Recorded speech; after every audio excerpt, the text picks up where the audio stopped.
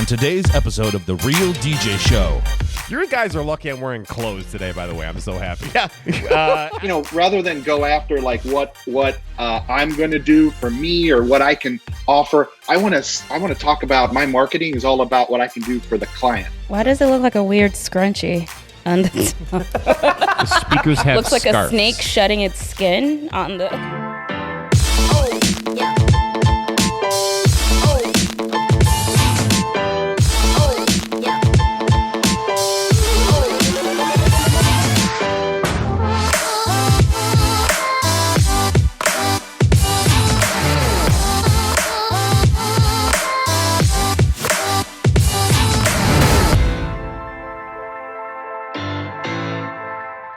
Yo, it's a great... The hell? I'm going to hang this guy up because it's awesome. Happy Wednesday, John. It's a good maskless Wednesday. Dude, it's a good Wednesday, man. Yes, thank you for Commandant, our governor in New York State. I'm Rich Cranston. This is where it's at. You guys are lucky I'm wearing clothes today, by the way. I'm so happy. Yeah. Actually, we are lucky. Hey, I'm John, and my wife's going to be super mad that I just kicked her ass about making all these masks for us this past weekend. Yeah. So, well, so there's the couch. There's the couch. There's couch. With us, as always, is producer Mickey in the box. What's up, Mickey? And we have a special guest. Our special guest, Jordan Rakowitz. Encore Personalities in the box with Mickey. Jordan Rakowitz. Welcome. Welcome. But even better that we have a special guest with us today, too, for the one thing. So, Mickey, give me the one thing intro. Let's go. I wake up, flex, I'm down now. Check, no drip, this. Tell him run it up. No sleep, no rest. Hey, we've got our friend. He's our one fan. I keep joking about that because Kevin always watches our videos, which we appreciate. So you start with one fan, and we got him. More than one fan. We have more than one. But Kevin's yeah. very vocal. I like it. Yes. He's always Yes. commenting. Yeah, we appreciate Kevin very much. We have Kevin Summers from Smilestones. What's up, man? Hey guys, how's it going? We're good. So we have Kevin all the way from Cincinnati, Ohio, Joe Burrow country. Yeah. How are we feeling about the Ja'Marr Chase? I mean, I assume that everyone from Cincinnati is a Bengals fan. I assume that's the thing. How are we feeling about Ja'Marr Chase as your number one draft pick? We're positive. We're hopeful. Crossing fingers, but we'll see. We'll see how it goes. Very good. Good stuff, All right. man. Good stuff. Well, hey, thanks for joining us, and we had a great conversation all in the pre-production. Now that we got everything all ironed out and stuff, so we want to hear more about you. Yeah, tell us the superhero origin story of Smilestones. I think my background a little different from some other DJs that maybe you have on the show or that we talk to. Is in corporate professional world. Okay. So I work at a bank and I work in strategy and program development. And so, but music's always been in my blood. Okay. So whether I'm playing it or making it growing up and such. And as I got older, I was always the guy with the playlist. Okay. I was always the person, bringing the party or have, at our house or whatever. I'm always, bumping the music.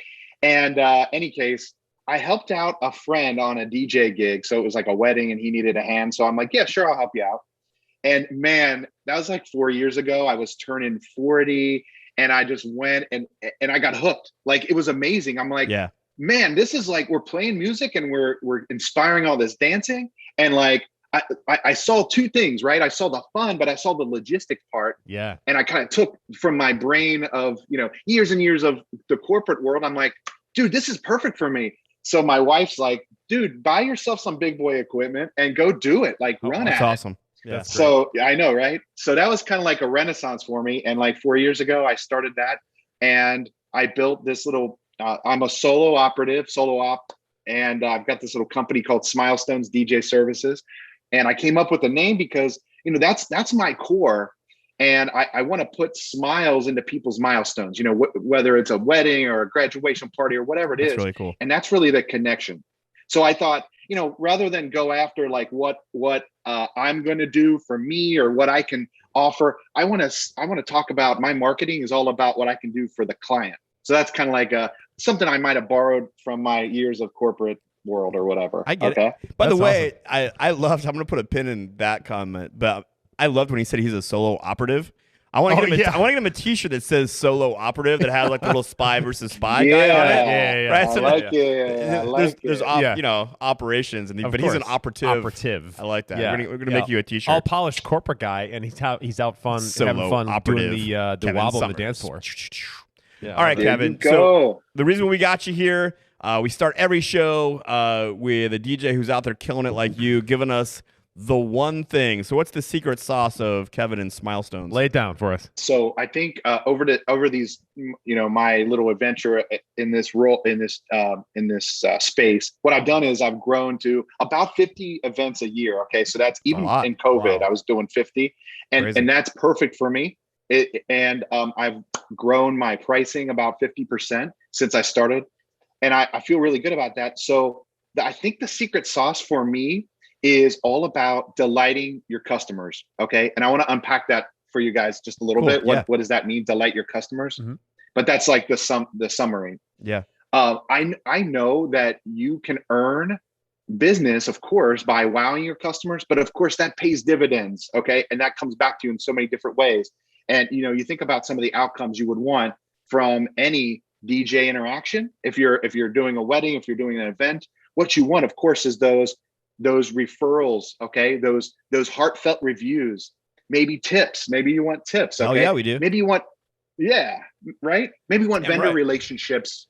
You want to be that preferred on that preferred list for your venue that you love, whatever. Those things happen when you create wow moments. And I think that DJs, just like in other businesses, other sectors, you can do that on purpose. Okay. So I know that studying this, it's not like delighting your customer has to be super complicated. And also it's different than must-haves and performance measures. There's things that you just got to do, right? You got to sound good. You have to have great equipment. Okay. You got to play what the customer requests at those must-have moments. Okay. Those things like, my grand entrance, I got to play what the bride and groom asked me to play. Otherwise you missed a must-have. You're not going to delight anybody with that. Okay. Yeah. But I think some examples of these things, guys, are things like, what I found for me that are my wow factors that I've engineered into my process, which is what you have to do to make it repeatable and reproducible. Sure. Is every wedding, I do a little DJ video from the booth, right? Like I just pop out my iPhone. I don't do anything too complicated. I just like pan around. I take some shots and some videos, right? And I clip it all together. Of course, I've got some B-roll of different things from before the wedding starts. And I put that all together and I send it to my couple with my request for a review. So it's like a 8-minute, 7-minute little video. Idea. That's a great idea. And it's people are like, oh, that's so good. I love it. And they can share it on socials, whatever. Okay. Wow. That's a wow. That creates that wow factor. A couple little things. Like I say, I always try to be the most helpful vendor I can be. That's a great call. So that beyond the DJ role, like this past wedding Saturday, I was tying the groom and the groomsmen's ties because they just never tie ties. And they're like, they got the YouTube video up. They're trying to figure it out. I'm like, guys, let me get you, and I'm tying their ties, which isn't a typical role. Right. But that's okay. And one other little example. Yeah. Okay. So I bought a bunch of these on Amazon, these little jelly rings. Okay. They're like these little, light up jelly rings. Okay. Sure. Yep. And I bring these and I give them to the kids, man. Just like, and I don't make a big spectacle. I'm not like, oh man, it's jelly ring time. Or I don't tell anybody. I just do it. Yep. And the kids are like, oh, this is fantastic. And they run around and they're throwing them around. And those little things, those wow moments really drive that delighter. It's evident that your corporate background has really created an amazing foundation for you. Yeah, I think the purposeful. What he said that was so smart was that provide some great customer service. That purposefulness. Yeah, that's huge. I think it's missing from the equation for DJs. They may create some wow moments by accident for just the good-natured, like I'm going to try to do the best I can. But what Kevin's saying about making that a purposeful, right, predictable and replicatable, right, situation, I think is really key. I love the fact that there's another brother DJ out there that looks beyond their role, right? Yeah. I mean, this past Saturday, while Jordan was live mixing during cocktail hour, I went out and served my bride and groom drinks, and I got waters for the videographer and photographer. Who does that, right? Because like the photographer Mallory DePerna, she turns to me, she's like, "What the hell are you doing?" I'm like, You're thirsty, right? Looking for those opportunities. Absolutely. So good for you, man. Well, hey, Kevin, so we appreciate you, man, coming on with us. Where can people find your work or the things that you're doing? How can people hunt you down on the great wide internet? Yeah, no, thanks, John. And I think as a quarantine project, I guess you could say, sure, I've tried to package these nuggets and these ideas that I have or that I've applied to my business, and I try to share them so other DJs might benefit. So I've created this channel. I would love for folks to check me out, check out the content at Mobile DJ Remastered on YouTube. Okay, so Sweet. Mobile DJ Remastered, it's my YouTube channel, and I post once a week religiously, sometimes more. And I actually have a video on this exact topic that I posted like a couple days ago, and it's about I referenced this thing called the Kano model, which is a model that is used in marketing and product research. Sure. So any case, I geek out on this stuff, but hopefully it'll help people give some perspective. Well, hey, man, keep smiling, man. On, Seriously. Yeah, it's coming off the screen. On social, your enthusiasm for this comes off the screen, that is for sure. No, thanks, guys. And on socials, my company is Smilestones DJ. So like Smiles in Your Milestones DJ. Awesome. On Instagram, Facebook, etc. The request is in, man, and I would ask you to follow us, but you already do. He does. But He's keep commenting. Love it. Yeah. Well, hey, and by the way, we're content whores, so if you ever need a guest for something, then let us know. We always yes, thank you. Little cross collab. Thank you. It, man. Thank you.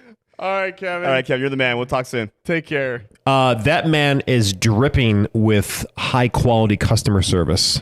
Yeah. I don't know how that guy's still married.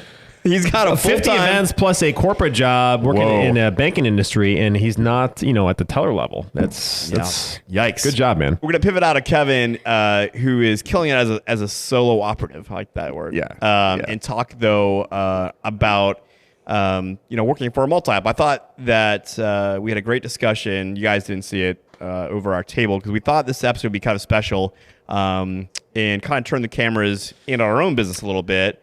Right, we're often evaluating other people's setups and talking about how to help other people's businesses. So I thought it'd be kind of cool. We thought it'd be kind of cool to talk about our own business a little bit. Yeah, I mean, self-reflection is really, really good, necessary. I mean, it's always good to air your laundry out once in a while and to make sure it's dirty or clean and get some other people's perspectives. And that those people we're talking about are the people that make our business work. Our employees. So. And so our core business, so outside of the Real DJ Show. Our core business is Encore Events, and we are a 13 DJ multi-op in Western New York. And what we thought was so cool as we were talking with Kevin about being a solo op is we're proud of the fact that a lot of our headlining DJs were at one point running their own solo ops. Right? Yeah, over 30% of them, actually. Yeah. And then a lot of our other DJs are ones that are homegrown, ones that were, assistants for us that we've grown into being headliners. One of those is with us. Say hi to Jordan Rakowitz over there on the couch. What's up, Jordan? Hey. So Jordan actually is going to be helping us out in the office through the summer. So we were stoked to have her here in the studio today. So we're like, no better opportunity than to jump in and talk to Jordan a little bit about working for a multi-op. And of course, always with us in the box over there is Mickey the producer. What's up? I need Mickey the producer merch. Yeah, we do need to expand the merch. When are we starting that line? We need Wiki. We need Wiki and Mickey the producer in the box. For sure. So we thought really the episode today would be talking about, for those of you that are solo ops and thinking about like, how could my life be different if I was working for a multi-op? Or, if you're a solo op and want to open your own business into a multi-op, how do you do that? Or what are some things that are to consider? So I thought it'd be cool to throw it to Mickey first, who ran his own successful solo op. And Mickey, can you just chat with us a little bit about, what was it about that enticed you to kind of leave that and join, a multi-op company? I was doing pretty well on my own. I had just started out. I'd only been doing it for about 2 years at that point, and I was doing about 20 events, 15 to 20 events on my own. But it was. I was getting a lot of it's been such a different thing to see this side of the fence where, coordinating multiple DJs, all of the things that we do in the back office here. And I look back at when we do setup horse and we look at all these, I'm like, yep, I did that. And they're tearing that apart. Okay, good. Did that. They're going to bash that. Yep. Okay. I'm glad I got out of that one. I had a lot of learning to do, and I knew I couldn't do it all on my own. Like I probably could have become very successful and gotten up to like 20, 30 events, but the growth would have been much slower.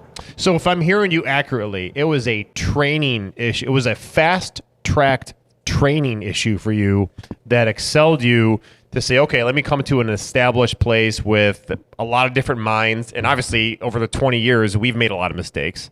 I've made a lot of mistakes, right? But so it was a training thing. I didn't hear you mention money. I didn't hear you mention, I've always wanted to own my own business. So it was a training thing for you? I think there were a lot of things about owning my own business that at that time in my life kind of scared me a little bit. There were a lot of like the legal aspects and how to do things properly and correctly as far as, advertising, making sure that I was, paying things out appropriately. All those little details that go on behind the scenes that no one really tells you. You're just kind of expected to go ahead and figure it out. I'm like, well, where am I going to learn this? I can't go back and get a business degree. I want to put a pin in that. School of Hard Knocks. Yeah, it is. That's where you learn. I want to put a pin in that to come back to it because I have some insight about that too. I want to get Jordan involved in the conversation before we dig down that rabbit hole because I think it's a big rabbit hole about the anxiety of owning your own business and why I think people flock to a multi-op when they've owned a solo op. But I also want to introduce Jordan. Hey, Jordan. Hi. Who you're kind of a homegrown talent for us that was, working, a summer gig as an assistant and grew into being one of our headline DJs, probably one of our most requested headline DJs at this point. Well, the last year or so, Holy smokes. Your personality has with our clients has blossomed. I mean, it's exploded. It's unbelievable. Yeah. So, after spending a couple years as an assistant, I suppose there could have been some opportunity there if like, hey, I caught fire on wanting to be a DJ. You just go on and do it on your own. What were the reasons why you stuck it out to be a headliner in a multi-op company? Yeah, music was always a passion of mine. I went to high school.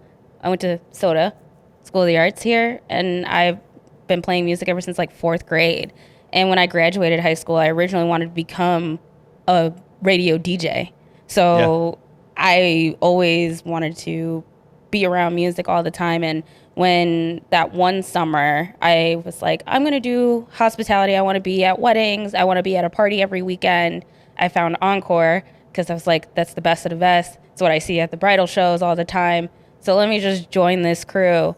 And then ever since then, I was just like, I'm just going to just grow here. It was a great opportunity to just blossom here. That's the ultimate compliment, and I'm so glad that you feel that way. That really warms my heart to say that I have the ability to grow here. Yeah, I don't feel awesome. Trapped here. I feel like you could go at any time, and that was the guaranteed the first year that I worked here. If I get poached from someone else, I can go, but I didn't feel like I wanted to go. I felt like there was more to do here. There was more of my service that I could bring to Encore and help Encore grow in general. Well, you and I had a very long conversation by phone one year, right? It was a couple years ago. Yep. And it was when you graduated, and it was like a Rich, help me out. I'm graduating with a formal degree in event planning. I'm at a fork in the road. Yeah. Help me out. And the path you've chosen was to grow with us. Yeah, and I'm still going to school for hospitality because I feel like obviously my services can still be done here. I'd rather much help a business than start my business right now. I don't feel too confident to start my own business, but even if I had that opportunity and the confidence, like Mickey said, I don't think I could have the insurance down pat, employees down pat. I feel much more comfortable here helping and growing here. Got it. There's two things about that I think is really interesting. I think the first one, the sentiment from Jordan is a very similar sentiment to we had as people operating a business about why to take on a mentor, right? That, okay, our interest is to be in a certain destination, right? We have a vision for the company where we want to be. We could just figure it out. Mm-hmm. Like you said, school of hard knocks and take our lumps, try this, try that, see what works, kind of an organic process. Mm-hmm. Or we could make an investment which in the case of taking on a mentor, for us, that was a financial investment. For someone joining a company, maybe it's a financial investment in that perhaps, they could eke out an extra dollar if they did it themselves, maybe. Mm-hmm. But the sentiment is the same, right? That I want to be fast-tracked to a place where I have a vision to be, whether it's for the company or for themselves.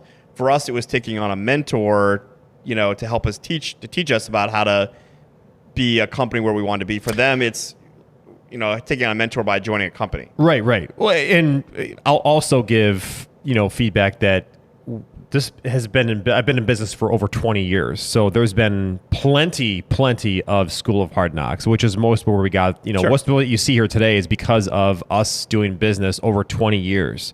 The mentor for a certain part of our business catapulted, the special effects area of our business for sure, but it wasn't, the entire operation. It definitely helped for sure, but it fast tracks everything. You can either do it yourself and it's going to take time and you're going to save more money, or you're going to get fast tracked. You got to spend a little money and you'll get there quicker. And so the other pin I want to go back and visit was Mickey talking about, and Jordan mentioned it too. She goes, well, I considered just starting my own business, but man, there's some obstacles to that are intimidating. I mean, running a business, there's some intimidating options. Sure. And I think that one of the things we've tried to do as, a business owner or a manager is to try to figure out how to build a business that we attract people that have a goal to do something in this space and to be successful at it. But really what benefits them the most is that they just want to be immersed in it, right? They want to do the creative. They want to enjoy the part that is, the most fun part. appealing. The fun, yeah, it's the fun part. Yeah. And for me, this is a true story. I mean, there are years when it was you and I and a handful of people. Yeah. And, I'd have other DJ companies, owners, or other vendors saying, why don't you own your own business? Like, why are you working for Rich? That seems crazy to me. Mm-hmm, like, you can do your own thing. Mm-hmm. I'm like, why the hell would I want to do that? Right? I get paid a salary that I can count on. I'm not sitting up late at night sweating about paying taxes and insurance and, workers' comp. Like, I'm not doing any of those things. I have a 401k, an expense account, and a company car. Why the hell would I want to own my own company? Mm-hmm. Right? I mean, that's the reality for me is I love DJing. I enjoy the management aspect of a business, but why the hell would I not want to seek out an opportunity to be able to focus on things that I think I'm good at and the things that I enjoy and eliminate the things that I am maybe not as strong in or don't enjoy? Is that a similar sentiment to you, Mick? Definitely. It was one of those things. So when I came on board, a little bit of backstory. When I came on board, I was doing my own thing. I was paying too much, trying to get my name out there and not necessarily getting enough in return. But one of the things that ended up happening was I went to a venue that recognized what I was doing, saw what I was doing, saw that it was similar in a way to what your company was already doing, and was like, hey, can we give them your name? So I was like all about that. And then when I looked at your company, I was like, because you've mentioned this before on podcasts about getting a mentor, find somebody that's like 5 years down the road. I took a look at your company when I was just starting out, and I was like, they are like at least 10 years beyond where I am now. That's where I need to be. I actually got lucky because I didn't necessarily have to pay to join. I actually get paid to be here. So, we got lucky. We got lucky, both guys. So we're both lucky. I think one of the things that Rich and I in the last 5 or 6 years have recognized is there is, an opportunity to attract. I mean, look, if you're thinking about starting a multi-op, what's the hardest thing? Well, where do you start? Hiring staff. It's finding DJs. It's finding the right personality. It's finding DJs, right? It's always the hardest. It's such a unique skill set. So we've really, in the last 5 or so years, really embraced, okay, how do we become an organization that attracts people to want to leave their in the grind of being a solo op and come work for us? Or conversely, someone who's talented like Jordan that like, no, don't kill yourself and risk the was it a coin flip now that a small business is going to succeed? Yeah. Maybe less than that. Yeah. I mean, so why risk that? So we try to build an organization that attracts those very specific two kinds of people. So I think it'd be kind of cool to get their insight about, some of those things that we've done to do that. I'd like to see what their opinion of what's important to them. This has been a BPM topic for us, but okay. So some of the things that we've tried to do as a management team to either convince people to not go open their own business, or to, if they had their own business, to come work for us instead. Here's some of those things. Setup crews, right? Yep. Try to get the DJ to focus specifically on what they enjoy, which is the performance part, and try to eliminate the parts that anybody could do. Right. We've had assistants. We don't let DJs go out alone in most part for at least wedding events. It's a huge stress relief off of the talent themselves. They don't have to worry about a lot of the cumbersome aspects of a wedding or an event. Yeah. And so those are two, I think, pretty big things. I mean, I think DJ companies that send out assistants is pretty common now, but when we started doing it, it was very uncommon. It was a solo. You're solo all the time. And now setting out setup crews is something we've been doing the last 4 years or so, which is still pretty, people look at us like we're crazy when we talk about doing that. So for you guys, is those two things, are those the big determinations of why, hey, I'm going to stay here versus, do this on my own? Or if there's other things, what are the other things? Because if you do walk out the math as a single op, you will make more money. Probably. But you will have more stress. So is it those two things, or is it something else that is the rock that keeps you here versus doing your own thing? It's a combination of those things for me, and it's also the fact that a lot of those systems are already put in place. It's not something that's, in the case of setup crews, that's somewhat a newer thing, but the assistants, you guys have been doing that for longer than I've been here. Yeah. And to go from someone who was doing absolutely everything on their own, to bringing in the equipment, to setting it up, to huddling the couples and the bridal party, and all of those things, everything that happens throughout the course of the night, and now to just have someone to be able to help you do all of that while you can focus more on the music, that to me in the course of the night is huge. And it allows you to open up other avenues. Nick mentioned it perfectly on his episode when he was talking about, they can help you, they can be there to chat, they're another pair of eyes, he was all about the content. Able to capture content. Yeah.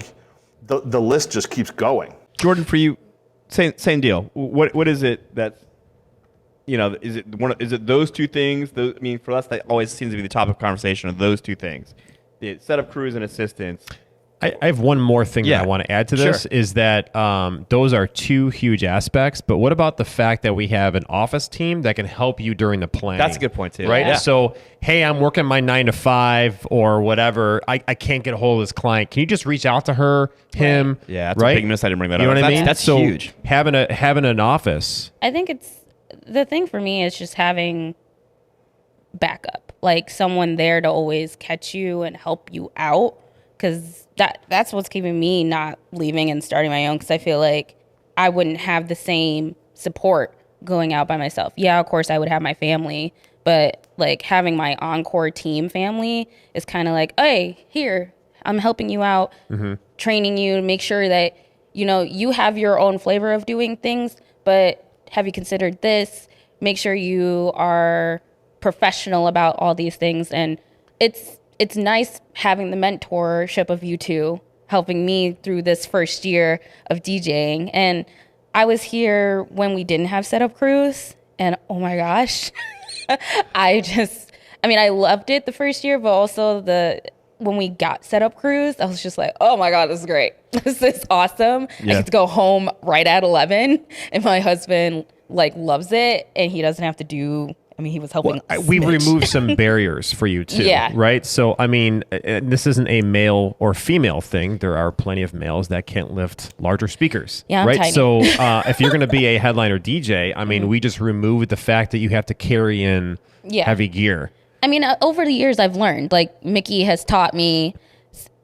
We have our speakers up high, but he's taught me how to put the speakers up properly, so I'm not smushing myself or putting them super low that it's not aesthetically pleasing to everyone at the wedding or prom or whatever or whatnot that we're at events that we are doing.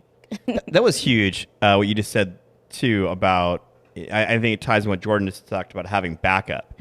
But for the person who is looking for that side hustle, right? I mean, we talked to Kevin, who is a bank executive of some level. Sure. I don't know, some strategy crazy thing he was talking about. You can tell he's killing it too. Yeah, he's killing it. He's some bank executive, but he loves DJing, right? For that person to eliminate all of the like meetings with a client and client acquisition and going to a bridal show and finding these people and marketing and the phone calls, and reschedules and all the things that we do. I mean, if you think this episode's a little choppy today, it's because we've gotten 40 phone calls in the middle of it. Even though we try to keep certain days for recording the podcast, the business happens. I mean, it's and so funny. We can't have the customers wait. So, right. So if you notice some edits here, it's because look, we're answering the phone call 40 times in the course of one episode. Yeah. I mean, that's what happens if you're running your own business, and to be able to have, be able to eliminate most of that and focus on, just the performance part that you really enjoy. There's got to be some value in that. I want to do that. Right. How do we do that? Anybody want the keys to the ship? Figure that out for us. I want to do that.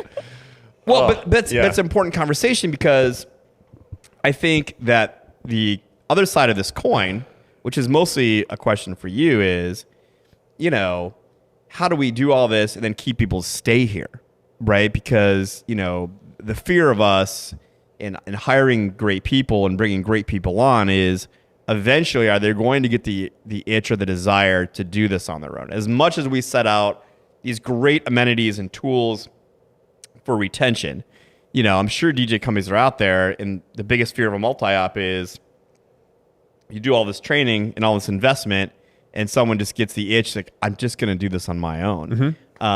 So, what are, your thoughts about these multi-ops and about retention? I mean, we talked about some of these things. What are some other things that, companies need to be do to keep your DJs here? Well, it's not all about the finances. And one thing I've learned over 20 plus years is you've got to put your best foot forward as an owner. If you pay them well, you treat them well, you've done the best you can for them financially, morally, ethically. You protect yourselves and your business as an owner, and you respect them as an employee. If they leave, I mean, you can't handcuff them. You're not going to tie them to the couch. Yeah. If they're going to leave, they're going to leave, right? But at least, does it suck? Yeah. And believe me, I've been screwed over more times than I want to count. But what are you going to do? I mean, that's just part of the game, and you move on. So I've learned that, and I can go to bed at night knowing that, oh, you know what? I didn't screw this person out of, whatever, finances, or I treated them badly. I did the best I could, and sometimes things don't work out, and that's really what I've learned, and even recently. So, yeah, that makes me sleep better. Well, I think we have a pretty good retention. The dynamic nature of what we do. I mean, look at every other kind of business around us, like venue management, like that she's thinking about. The hospitality thing. I mean, people in that industry move so often. Like, I have to put a flow chart on the damn wall of like what venue manager is in one location because of dissatisfaction or pay or whatever. Yep. I mean, what's so funny is we are relatively predictable versus some of the other, similar industries around us and how much they change staff. I think we do a pretty good job of retention. Sure. I mean, finding ways to keep people here season after season. And to go off on your question, because I didn't answer it completely, was, I've learned you have to enable people to grow. It's not always about the paycheck or how much you're paying them. They want to feel important.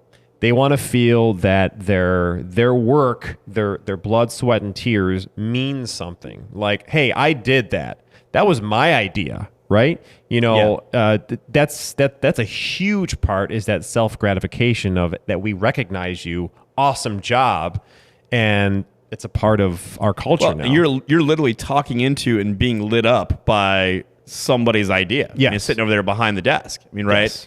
And so I do think that's huge. That multi-op owners think of ways to get your headliners involved in other parts of your business. Yeah. I think we've been successful. It's been really beneficial for us if we need to hire somebody for something to not just go hire somebody outside, of like use the talent that you have. And as an owner or manager, you have to be able to recognize people's strengths and weaknesses. And when Jordan was talking, what you're talking about mentoring and how John and I helped you out, and I know Mickey too, and other members of our team. But think school events this year. So right now, 2 people have been tapped for school events, and we don't primarily market that. We'll still do them. But think what you bring to the table about all your knowledge of TikTok and all the music and this and that. Obviously, your youth is helping you out too. You're more identifiable. But if we had to do that and you weren't here, we'd either say no, or which we don't want to do to this long-standing client, right. or B, we have to invest a ton of time researching when we need to be focusing on these monster weddings that we're doing, right? Yeah, right. So for us, that's the opportunity cost of, do I focus on this school event, or do I use the strength of one of the team members who is, very well versed in this area? Yeah. Which both you and Mickey were talking about of, I'm going to give this up to do something else. We're going to give up researching young people events to do what we do best. Right. Yeah. To be perfectly honest, like when I came to Encore and I was looking into you guys, I had always told myself, like when I started doing my my ride along with John at my first event was a quinceañera, also with John. That was crazy. It was pretty crazy, but I always knew at some point I wanted to be in this office working. Like there wasn't an end goal, but it was a goal in the process of what I wanted to do and what I wanted to accomplish. So that's why, I always remember the one Christmas party that we had at La Luna, where we were handing out like paper plate awards. Yeah, and I got the Nike award, the Just Do It, because that year, like Rich or some of the other office staff would be like, "Hey Mickey, can you? Yep. Can you just? Yep.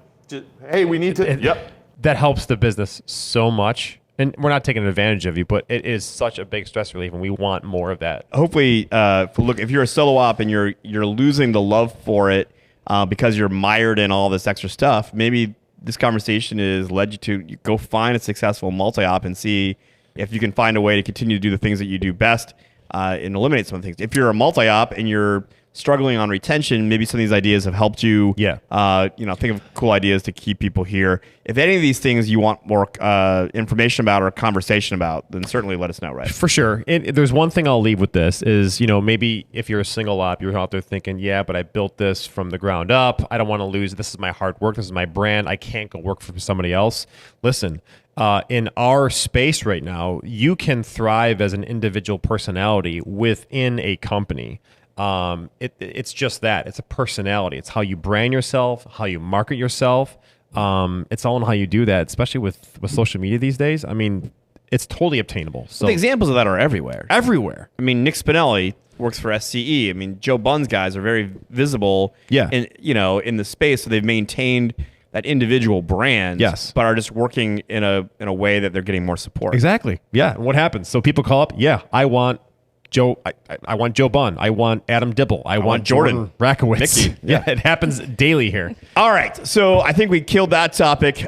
We have lots of opportunity for this conversation to continue on a lot of different tangents, but we'll wrap that up for today because it's time to do a BPM. Strap yourself in, Johnny. Mickey, get me the BPM video. Pick it up, pick it up, pick it up. You see the drippy, I'm fitted up. Hop in my car and the giddy up. Secure the bag, yeah, I get the box. Alrighty, so this is BPM, beats per minute, the competitive game show of DJ debates. Rich has decided to come back from the last episode, from the couch back to the table. He's feeling brave today. Here's how this works. Mickey's going to spin the golden wheel of death and pull up a topic. Rich and I both get 1 minute to debate. Jordan and Mickey get to dissect what we said and tell us who sounds the most intelligent. I'm feeling pretty good today. Feeling pretty good. You were wrong twice yesterday, so we'll see what happens. I'm today. highly caffeinated today. Highly caffeinated. Mickey, Shots Spin fired the wheel today. of death. Spin it. What do you got? All right, we'll start out with an easier one. Okay. I'll go first then. I feel like you always go first, though, He for does the always easy go one. All right, advanced mixing techniques are important at wedding events. Agree or disagree? So advanced mixing techniques important at wedding events. I'm going to say no, and here's why. It's more important for you to do your logistics and nail that down as far as how to run and manage an event. You're working with vendors, you're working with clients, what's got to go next, and the way you're operating and the way you're just shelling everything out has got to be flawless. The fact that you can mix well, if you're fading, if you're bouncing off guardrails, as we like to say it, right? That for me, that's a far second. I'd rather execute and run the wedding better than my mixing ability. So my answer hadn't changed, smarty. So I'm not going to need 3 tries of this. I'm going to answer it in one and be right the first time. You routinely talk in 75-cent words. Yeah, so I'm going to go ahead and just be right once without stopping the clock and any edit. So go ahead. You can look at my eyes and know this is not being edited. It's absolutely important. Now, the question didn't say, is it the most important? I would say that I agree with Rich in that element that advanced mixing techniques are not the most important element of a wedding performance, but they are important. They're going to differentiate you from another service. In fact, when I'm doing initial presentations with a client, I bring up the fact that our DJs stand out because we still believe in the art and skill and talent of being a DJ. And there are many other companies that don't believe in that. And it's a differentiation point that, look, the barrier of entry has never been lower when it comes to someone being able to claim they're a wedding DJ, right? Every dude with a laptop and a Spotify account can go on Facebook and say, hey, I'm a wedding DJ. And we build a lot of our branding around the fact that our DJs believe in the art and skill and talent of being a DJ. So I'm going to say, yes, it's important. I did it in one take, no edits. Score the points. Jordan. I mean, for me personally, I like to make sure that everything else is okay. I know my mixing skills are pretty solid. Unfortunately, John. She's leaning towards me, just so you know. Unfortunately, John, you did make a good point, but Rich did hit home. Oh my gosh! I love you, John.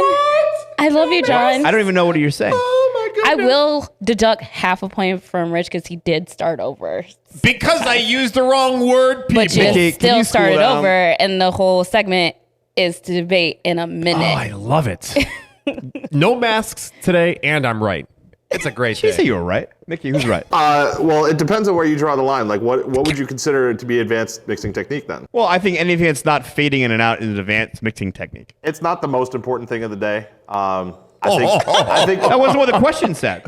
right. John, no, it asks if is. Can we it have Simon important? Cowell? I would say, and it's okay that you guys are all wrong. Oh, now you're all because- wrong I because you're didn't not even get to agreeing finish with what I him. was Right, gonna say. because I do most of the sales meetings for this company. But I would say that the reality, all jokes aside, the reality is that people are choosing us over competition because our branding is that our DJs are very talented, and you get to hear that before you choose. And I'm telling you that one of the biggest reasons that we're successful is because our DJs care about their trade. They do care about it. But if you can't run a wedding reception, Well, the entire event one is is going not- to fall off the cliff. One is not exclusive of the other. I mean, of course, yeah, you have to be good at that stuff, but instead is it important? It's literally one of 2 things that I tell a client in a sales meeting that differentiate us from everyone else when they book us. So it has to be labeled as important because it's like there's 2 things that differentiate us: the level of support they're going to get and whether we're good at being DJs. So on behalf of Jordan, Mickey, and myself, we apologize for misinterpreting John Roach's question and not giving him the answer that he wanted to hear. Right, you guys are wrong. All right, Mickey, spin the wheel. Okay. I would love to see your guys' opinion on this. Oh, God. Bigger wedding disaster: getting the wedding couples' names wrong in introductions, Wow. that's bad. or the mic dies in ceremony. Oh. Wow. Good question. Did you write that one? Or did I write that one? I'm going first. I'm only here because of you, so thank you. Yeah, you're welcome. So I think a bigger disaster is getting the couple's names wrong. I mean, they're both terrible. I mean, that's brutal, and nothing makes you feel worse than a mic cuts out during a ceremony. But I mean, those things. I mean, your best efforts at technology failing you outside. I mean, stuff's going to happen, and look, it's not like the officiant can't keep talking, right? The microphone, certainly it's going to be noticeable, and it sucks. But they can keep talking. The ceremony's going to happen. But if you call somebody the wrong name in introductions, Man, that is brutal because there's nothing else going on. All attention's on you. All the attention's on you. It's quiet moment. You told everybody to listen to you, and you fumble that. That's got to be worse, right? Yeah. That's got to be worse. No, it's because that's a great point as far as, if your microphone screws up, the officiant can still raise their voice and it'll still go on, right? Yeah, it sucks. It sucks. And it's embarrassing. But, I mean, if you're calling Rachel, I don't know, Sarah, right? I mean, just these people work very, very hard to give you their hard-earned money, and you just F that up. That's a huge sign of disrespect. You can't come back from that. It's hard. Yeah, and it's happened to the best of us, right? I mean, at some point, but yeah, that's hard. That's the worst. That's gotta be the worst thing because I mean, technology you can blame anybody else. You can say, oh, dude, somebody pulled my power cord out or something. No, but seriously, that's a tough question too. That's kind of like trying to figure out which plate of tofu you want to eat. My gut feels bad right now thinking about it. Like I have like this. What do you think, Jordan? I mean, I've been to a wedding where the DJ has said the wrong name, and it's just like, really, dude? You serious? You did that? Technology is technology. It's going to do whatever the hell it wants to do. Sometimes, Can I say hell? I can't say hell. Mickey, what are your thoughts?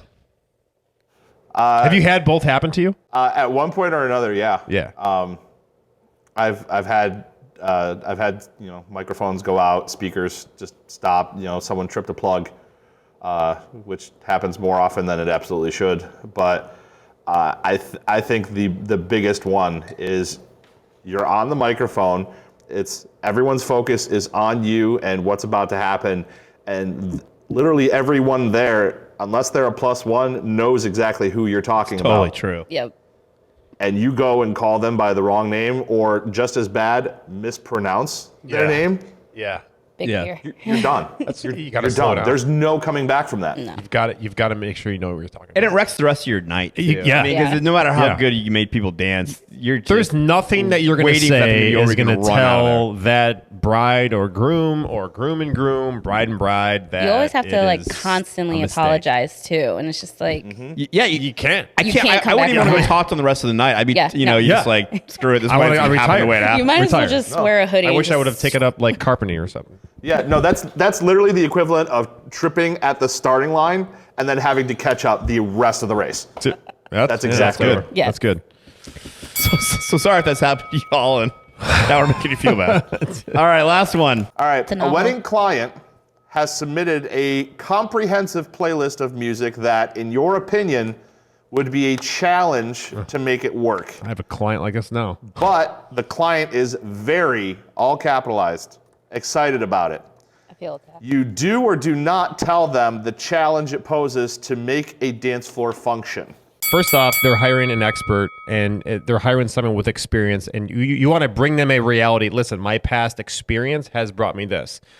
So I'll preface that with, they're the client, and you have to give them what they want, right? It's their day. So I will make every effort to do this for you. It's going to happen. But I'll also give out, what if scenarios. If your music list, this is all indie rock, is not working, what would you like me to do? And then I'll have them answer. Just so I can say, if that doesn't work, and then we're at their wedding and their dance floor blows, remember in their meeting I told you, what would you like me to do for you, right? So absolutely. So of course, I think Rich is right. We owe it to a client to give them the advice. I mean, they're hiring a DJ because they wanted some level of expertise above and beyond putting a Spotify playlist on, right? And it's one of the inherent reasons they're hiring you. So you owe them the advice. However, I would say you have to be careful, and you have to temper this with matched enthusiasm. Like, I really think this is a cool idea, or I really think it's important when a client tells me what's important to them about music. I would probably, as subtly as possible, try to get some buy-in from them. I'm like, the best way to make this work is if you're going to be engaged in it. So you got to be on the dance floor. If this is important to you, it will work if you guys are engaged. I think anything will work if the client is engaged. Yeah. So I would say, hey, I don't think there's anything wrong if carefully you tell them this is pretty unique, or I really, I would say that in a way of like congratulating them. Wow, I think it's great. You guys have put a lot of thought into putting some, personal touch onto your music selection. Just make sure that this is going to work best if you guys stay engaged with it. And I like what you said about, telling them, what is my flexibility should this need some refining that night. Yeah. It is a tricky conversation, but you've got to be enthusiastic. You have to share that. If they're enthusiastic, you can't poop on it. Seriously. You can't. If they send you 60 Spotify playlist songs, I mean, there was some time put into that. You can't shoot that down. Yeah. Yeah. I had a client once, and now our time's over, then I'll let Jordan and Mickey talk too, but I had a client once that, I don't know if you remember this, they literally had a theme wedding of they wanted it to be a 1950s sock hop wedding. And all the bridesmaids wore the poodle dress with the poodle on it. I remember this, yeah. And that was a vibe. And they wanted the music to not deviate. Yeah. This wasn't that long ago. No. This is like within the last 5 years. 5 or 6 years? It was Angel's wedding. Oh, okay. So it was, I don't know what long that was. Okay. Anyways, they wanted no deviation. And, we try to let them know that, hey, if, it's going to be best, again, if you're involved with it. And do you want us making, some alterations if it's not getting the goal that you want? And she was like, nope. Stick with it. And it was a disaster. Yeah. Look, the event was pretty and the theme was what it was, but nobody danced. It's probably cool for the first hour, but after that, I mean, how many times can you listen to Chuck Berry? What do you guys think about that topic? Has that happened to either one of you guys yet with a client? Is this my intervention? I feel attacked. You guys talking about me? Yeah, it's about your wedding. We hate Is your this list. about my wedding and how I just put a whole bunch of music on my no. Am I going to be playing TikTok the whole night? Is that what you're trying to tell me? No, TikTok songs. My list isn't TikTok. My list, my dinner and cocktail hours, like Jill Scott jazz, but some like R&B and stuff like that. None of Ted. If it was Ted, it'd be trap rap the whole time. I have some sense. Anyways, I actually talked to my client last night. They were like, do what you want to do. I'm fine with it. Just keep it youthful and fun and light. And I looked at their list. They're like, yeah, just add this, this, and this. As long as you play that, then I'm fine with whatever else you play. I think it's important, like you said, to have the conversation if it is so structured or if it's 1950s and it's like, do you want me to deviate from that? No. Okay, I'm here to do what you want me to do, but I'm going to have the conversation. Just know that people might not, but it's your day.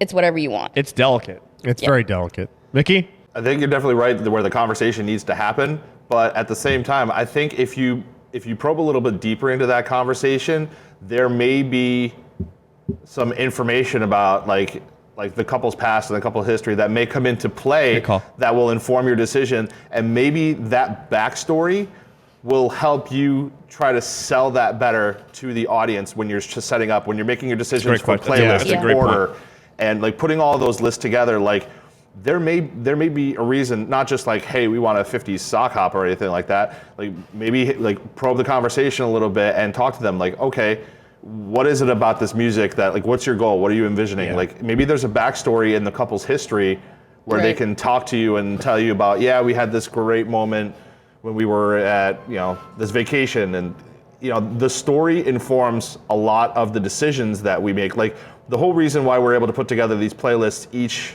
week for these different weddings is that we get to know our clients and we get to know what music they like, not just in the do's and the don'ts, but we have all these different meetings. We have our checkup meetings that we do with them. We have our planning workshops that we do with them, and we get to know them better through those. And if we can guide the conversation in that direction, I think getting to know them will allow us to make better decisions when it comes to programming the night of. And to cap this up, it all comes out to the questions that you ask. You can't just say, "Oh, okay, cool, sounds good," and then you move on to what color lights do you want, right? So you have to ask questions of, okay, so all right, I'm hearing you want Doobie Brothers or Queen for 4 hours, and let's get more into that. Can I play anything else? What happens if I get requests?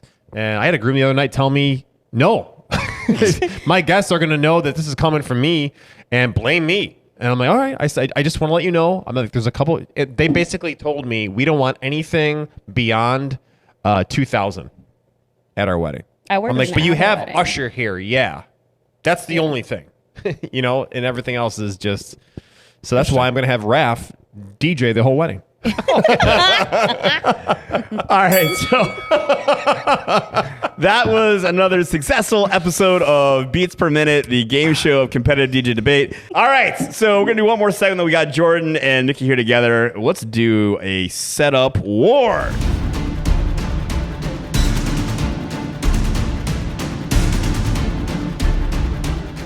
Hey, so Setup Wars, we appreciate the enthusiasm of you sending us your content. And Mickey, great job on seeking out content. This is the point of the segment, right, Johnny, where we get some multi-dimensional feedback of what our brother and sister are doing out there, right? I think it's a great reality check for all of us. I mean, when I see things that look like our setup and we have others give us feedback about how it could be better, I think it's important for all of us to take a look inward about what our setups look like and how important it is. So this is a great segment to chat about those trends and what it looks like and those things. And for us too, every year we take a look at our space, right? Yeah. What we're doing. We've even learned some things of just doing this back and forth and comparing it with other people. Well, I think it's also important. I mean, we have all DJs today, but in these segments, we've had people from other segments of our industry, florists and photographers, talk to us about what their perspective is on the DJ setup. Setups, we've learned facades, some furniture. Yeah. All right, what do you got for us today, Mickey? So here we go. Why does it look like a weird scrunchie? On The speakers have looks like scarves. a snake shedding its skin on the speakers in the light. All right, so Jordan, we're all gonna discuss, and then we're gonna rate it from 0 to 10. But what's your initial impression when you see this, Jordan? It looks like a snake shedding its skin on the speakers Kinda in the light. And then it's just, I'm nice, guys, but the box that it's sitting on is kind of weird. Is that the DJ controller? Kind of an old school design of a portable rack systems, like maybe they're microphones or a rack mounted system. It looks like a hard plastic. Yeah, it's a road case for road racks. case. Those. Back in the day, before DJs had controllers, they would have a rack of stuff. Their microphones would be a rack-mounted thing. They're right. They're lighting controllers. Hey, Jay, we had rack systems we brought to events, and we liked it. It's not that long ago. I mean, in our history, we had rack-mounted. But we stuff. talk about stuff like that. It still feels so Because we're goddamn old. You're old. I'm old. They're not old. All right, Mickey, what do you think of that? There is some good stuff going on here. They wrapped up the bottom of the tripod so that there's nothing showing there. The scrunchy look that's going on here, I would say your better bet is to probably just go ahead and just try to organize your wires behind it. Maybe use some gaff tape and just tape it along the back. That way it's just a clean, straight pole look as opposed to whatever this hair look is. I think you hit the nail on the head when you said scrunchy. That's the first thing I thought of. It's like hair scrunchies. Okay, so I'm going to preface this. I actually love this. It's unique. It's different. I kind of feel that the lighting tree and the speaker stands want to curl up at some cozy ski lodge, grab some hot cocoa, and give somebody a hug. That what makes me feel that, right? But I like that. Because all warm and cozy, right? But I like this. Everything's black. Everything's uniform. I like the light situated in the back, little 4 pars. Everything's neat and tidy. This is pretty good. Only feedback if we can get away with those. The silver breaks everything up, right? You got black, silver. Something's gotta happen. You know that meme? That's the Futurama guy. And it's like, I don't know if this person's trolling me or not. Like, I can't, you know what I'm talking about? The meme of like, I can't tell if Rich is trolling or not. Like, do you really like this? Okay. I mean, so there's big picture things and then there's details. In the big picture, they've hidden their cables behind some kind of implement to hide cable runs on stands. That's great. They have covered the bottoms of their tripods. There's no visible wires coming out of their rack. They've done some kind of management of that. Their lights are elevated to a point to make good impact on a dance floor. These are all positive things, right? In a big picture. And for me personally, as a stylistic choice, they went with all black stuff, which you guys, if you've watched even 2 minutes of any of these episodes, know that I prefer the black kind of disappear aesthetic to some kind of like call attention to me that, the white stuff that's become really prevalent and popular in DJ culture. Because I would tell you this, I think it's weird. I think the scrunchy thing is weird. I've never seen that. It's weird. But I would say at least this about it, that when the lights are turned off, and look, this is obviously a before picture, right? This is some hotel or country club ballroom. And when people are dancing, the lights are turned down. You're going to notice the weird scrunchy thing way less because it's black at least, and it's hidden, and it looks like it's safe and whatever. But so yeah, I mean it's weird, but there on a big picture some things that are done well. I mean there's some thought put into this, but of course for me, a lighting tripod with 4 pars on a T-bar is just about the lamest way to do lights, if you ask me. But it's okay. It's At least it's not spinning pukes. It's right. That's exactly what I was going to say, Rich. Like, at least it's not lasers. At least it's not, some glowing or anything Scoring like it that. up. All right. Jordan, on a scale of 1 to 10, 0 being poop and 10 being awesome, what is it? Decimal points, okay. I'll say an 8. An 8? An 8. Wow. Coming out hot. It's an 8. Mickey? Okay. We're letting Mickey vote on this one. It's nice he's been part of the whole episode. There are a lot of good things that are going on here. Like Rich said, the silvers kind of throw me off a little bit, so I'd maybe throw like a black tabletop facade around that just to kind of keep it more uniform, especially with the little gap between the laptop stand and the base of that. It's still really good. I'd give it like a 5.8. Rich? 6.5 for me. Cotton. What's so funny is I think I said the nicest things about it. Now I'm going to give it the lowest score. An 8? I don't know where are you going to go from there? It's her first time. It's her first time. we were going with it. I'm a 4.5. Now I know where to go from here. 4.5. Okay. There's some big picture, but a lot weird. All right. All right, we got. Thank God it's not going to be an 8 for her. Actually, what's so funny is that this is going to work out for Jordan because this is so far worse than the last one. That does yellow and looks like an 8 by comparison to this mess. First off, why are we not covering our stands? Let's go there. Also, the hat. It's the hat for me and the tiny table. That's a hat. Where's a hat? And it's just too many chords. It's not clean. It's not streamlined. It's My God. ugh. God. No, I can't. Yeah. Speakers are too high too. Why are they touching the freaking ceiling? The scissor lift is behind the. Well, they had to make them that high to put that weird crossbar between. Plus their hat. To hold the hat. An So LED. Is that an you LED? had a crossbar to hold a hat and a panel. Yeah, a panel. Oh man, no. Wow. So, Yikes. Rich, Yeah. go ahead. Watch our video on how to do setups. If we don't have one, let's make one. This sucks. Why do you need that entire crossbar for one LED panel? You couldn't put that. I mean, on top of because the they've put their speakers above optimal height. I mean, your driver, the main speaker, should be at ear level. They put them so high because they need to put a crossbar between them for their one LED panel. Could we not have just put the LED panel on the tripod of the speaker or anywhere besides necessitating a crossbar for the one lighting fixture? Oh, I'm sorry, and his hat. Obviously, there's no wire management going on. The bottom of his tripods aren't covered. I think this might have been put together on purpose to be bad. Like, let's make a bad picture. I don't know how else to explain it. Do we have to rate this now? Nikki? Oh, it's my turn? Yeah. I don't like to bash, but my God, it's so hard not to. And where do you even start? You've got the power strip just hanging off of the speaker on the left. You've got God, yeah, see that. You've got like what I want to know is that if there's all those cables on this side of the controller, what are they hooked up to? Like you've got a controller, a laptop, 2 speakers. What are all those cables for? How do you take a request that you're not going to bonk your head with the panel? Or how do you get out from under that without taking the whole damn thing down with all these cords? Oh man. How do you go in and out? Oh, no. That's a safety hazard. Yeah, Right? That's how are just you gonna all get in safety behind hazard. Can you imagine? You're going to have to do like the wobble just to get in there. Well, here's what's so funny is that Limbo, man. this is a direct statement about execution versus investment, because a lot of this is good equipment. I mean, those are QSC speakers. They're my favorite brand. That LED panel, I've seen those. That's a nice lighting fixture. I mean, I think a wash is if you're going to buy one kind of lighting fixture, then some kind of LED wash is a good choice. right? It's not, at least it's not like you said, a spin and puke thing. Those are good speaker stands. Yeah. Those are ultimate stands, those Telelock ones that are really expensive. Yeah. I mean, well, you're going to need Telelock stands to get the speakers up that high. I mean, so this person's made a pretty significant investment in buying the right gear. Yeah.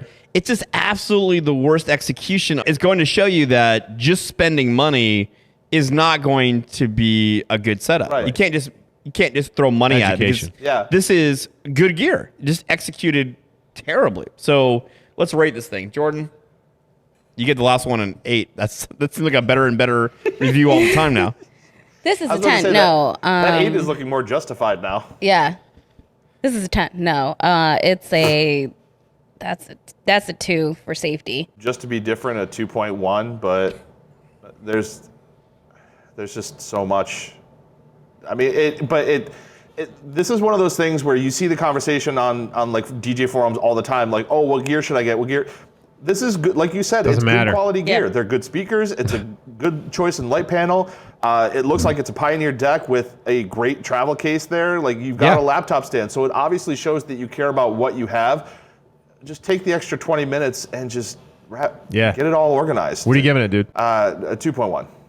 I'm going to give you a 2 1/4. I'll give you a 1/4 point, 1 for each speaker stand, 1 for each great speaker, and then another 1/4 for the Pioneer deck. Everything else is poop. I'm giving it a 3 because I think at least there's hope. Like if someone who knew what they're doing came in and literally in 5 minutes, you could make this into a very credible setup, right? Because I do think that the investment is part of it, like buying the right gear, buying smart gear. I'm not saying by spending the most money, but buying smart gear. If someone were to ask me, like, hey, I'm a beginner, how should I invest my money? I'd say buy really credible, bulletproof speakers. Yep. Buy an LED wash bill or some. Right. Yes. Buy an LED wash of some kind because that's going to be better than a spinning pukey thing, and buy a good deck, and then literally go ask the venue manager, can I have, 2 linens for my tripods and run the cables better? You'd have a very credible setup. So there's hope here. So it's a 3 for me. It's just the execution is all wrong. And by the way, my point system was based on the fact you had Ultimate stands and QSC speakers and Pioneer. Yeah, I mean, great brands. Absolutely. Yeah. Right. They made good investments in gear. So it wasn't the hat hanging on the crossbar then? I don't even know what's going on with that. It was always the hat. All right, Jordan, what do you think? I think it's modern, but after being here for like 3 years, it's not my taste. It's clean. I see some wires that should be taped down a little bit. There's no like scrim on the linen on the backlight, but it's pretty clean. It's pretty modern, if you like that. Is it fitting the barn? No, but that's fair. It's pretty decent. I'm a fan of the all black. I like the furniture. I think it helps the controller stand out as far as like me personally, liking the DJ. The laptop stand definitely works. Column speakers look cool, but I'm not a fan of those. I don't think they sound that great, but that's just my preference. Cables and wires could use a little bit more attention. Just straighten them out in a line, even if it's just a 6-inch piece of gaff tape every like foot or two. Just something to help keep it organized and down so that there's no tripping. When it gets later in the night, people get a little bit more careless. With the lighting, at least they went with the power washes, but if you were gonna do something like that, I would maybe switch to one of the new things I'm seeing is like the metal base with just the single pole. Sure. I would think that would be a cleaner look than trying to do a tripod stand like that. It would still fit right on top. It would still give you the same effect, but just a much cleaner look at the base. But a lot of good things here. Well, this is obviously of the ones we've seen today, the best one. And I don't think it's even close that it's the best one. To me, though, I would say here is the example why I am nervous about moving to a console piece of furniture. Yep. You're here in an environment where I think, Mickey, to your point, in a vacuum, there needs to be more cable management. I think gaff taping to a barn floor is probably impossible. It's not going to stick, right? So what you're left with when you have a piece of furniture like this, which is, I dig it. Like in a vacuum, I just said that twice now. I don't know if that's Joe Buns or whose that is, or the other one. I like them, but to me, this exposes why I'm nervous about them, because it does look unclean in this setting because there's no way to hide or manage your cables. Because I think it's probably a case. Look, if someone has made that kind of investment in that kind of gear, they probably own gaff tape, but it doesn't work on a barn floor. So now you're seeing all that because there's nothing to hide those things, right? And you have, your tripod behind you, which I like, but with that console, there's no way to hide the exposed parts of that tripod. So for me, I love this setup. And I think in the right setting, it'd be bananas good. But in this setting, it makes me go, man, I'm having more misgivings about making that investment in furniture, because I think in this setting, one, I think it's not the right aesthetic, but two, it exposes a lot of part of your setup that a simple facade would cover. Although I think in this case I'd prefer. But it's the best one so far, like not even close. Agreed. I love this. This is the best one. I love it. My biggest issue is that for aesthetic reasons, this does not belong in a barn.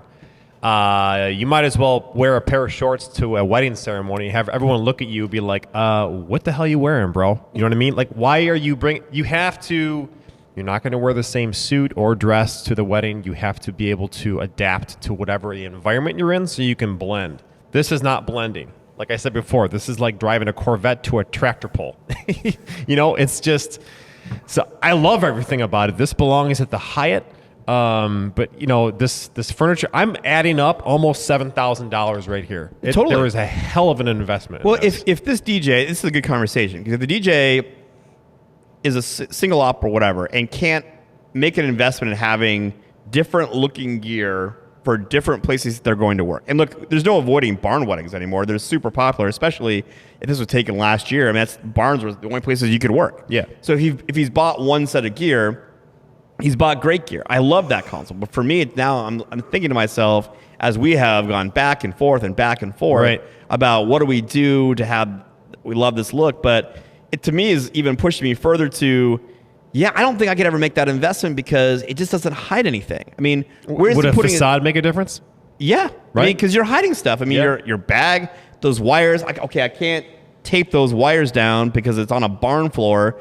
But now I can't even hide them because there's nothing there. I mean, there's nothing there to provide any kind of cover. So that makes me, even more nervous about spending. I mean, look, I love Joe Bunn's gear. I mean, we've been so close to pulling the trigger. It's tough for us. We have 13 DJs to do that.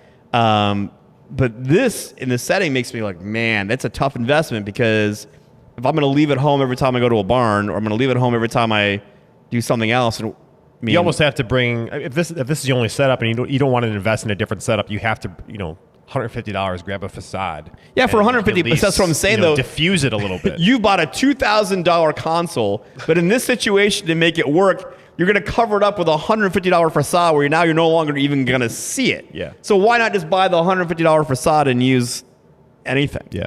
I mean, it makes it. But this is going to look pimp in a ballroom.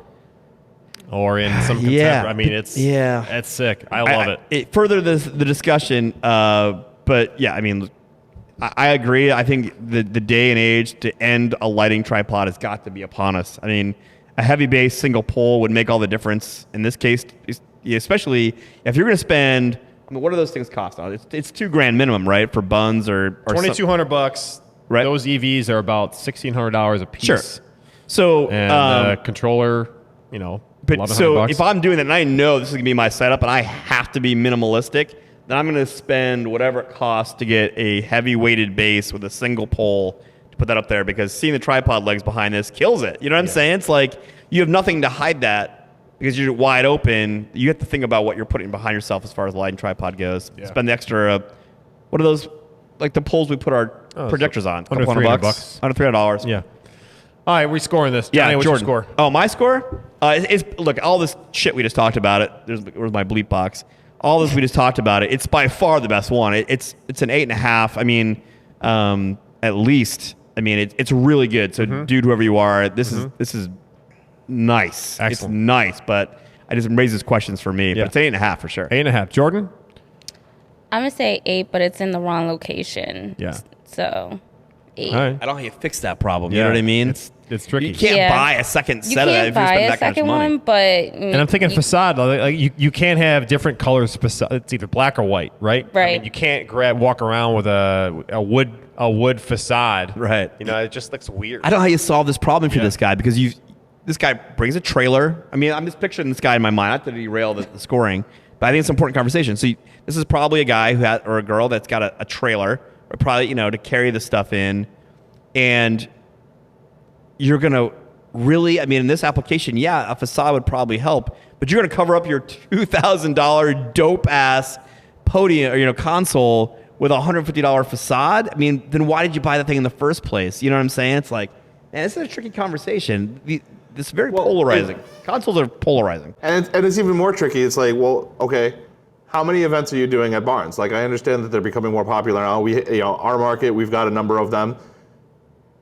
Maybe this is just one of like a couple that are in the area. So you have to look at your frequency. Like, are you doing a lot of barn weddings, or are you doing more hotel and like different aesthetic ballroom the venues? Investment with the speakers too. I mean, we have multiple different speakers. Your QSC, we have the K12.2s, then we have the 152s and 153s. I mean, this EVs. I mean, if you're in anything larger than a bathroom, you need more speakers. Probably, yeah. So is this the only speaker array that they have? It's a good question, but I mean, in and of itself, it's a great setup. It just, for me, this is like the perfect storm to like make me even more nervous about making an investment in a console, because it does not fit this application. And we almost pulled the trigger on those before the last buying meeting. I was like, so close, dude. I want to get the EVs. We had Joe Bunn on the video on the podcast, and I'm looking at him like, man, we're so close to pulling the trigger on this, but this to me is like, oh right, except for in this situation, like, what do you do? I mean, you're gonna cover it up with something. Yeah.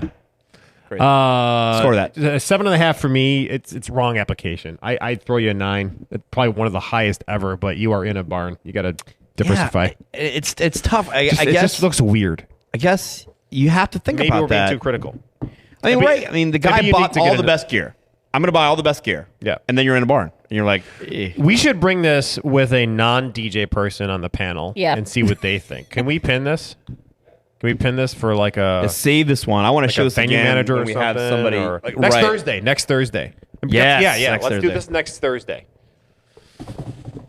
Yeah. All right. Good round of Setup Wars. Setup Wars. I'm going to pat myself on the back for BPM. Were you guys watching the same one I was watching? I don't know the first question. I'm like, I love you, John, but bleh. Okay. All right, that's it. Thanks for submitting your content, and here comes a pre-recorded finish to our show. Thanks for watching. We appreciate you guys. All right, that's it for us. Another episode of The Real DJ Show is in the books. We want you along every time, so make sure you like this video, subscribe to our channel, and ring the little bell so you get notifications of all of our new content. We know you're DJs and have a lot to say, so jump in the comment section to join the debate. If you have content suggestions or you want your DJ company featured on The One Thing, email us at TheRealDJShow@rochesterdj.com. Lastly, if you're sick enough that you want to take the audio of this with you wherever you go, you can find the audio everywhere quality podcasts are found. All right, that's it for us. Show's over, bitches.